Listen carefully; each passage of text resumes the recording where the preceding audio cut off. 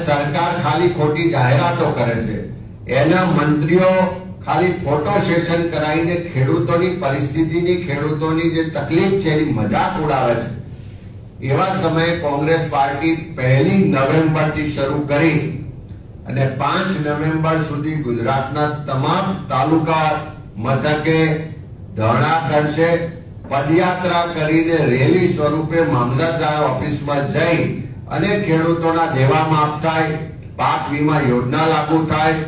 ખેડૂતોની જે માંગણીઓ છે સ્પેશિયલ પેકેજની જાહેરાત સહિતની એ માંગણીઓને લઈને આવેદનપત્ર આપશે। એ જ રીતે આખા જિલ્લાના ખેડૂતો ભેગા થઈ અને 6 તારીખથી લઈને 1 અઠવાડિયામાં આખા ગુજરાતમાં તમામ જિલ્લા મથકે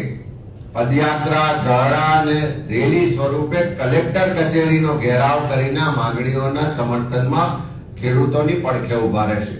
આખા ગુજરાતમાં અત્યારે તકલીફ છે, પણ ખાસ વધારે જે આક્રોશ છે, જે તકલીફ છે સૌરાષ્ટ્રના 10 જિલ્લાઓમાં છે અને સૌરાષ્ટ્રના તમામ જિલ્લાના લોકોનો અત્યારે જે અવાજ છે કે સરકાર તાત્કાલિક મદદ કરે અને સરકાર જો મદદ કરવા માટે સામેથી તૈયાર નહીં થાય તો એની સામે રસ્તા પર ઉતરીને આંદોલન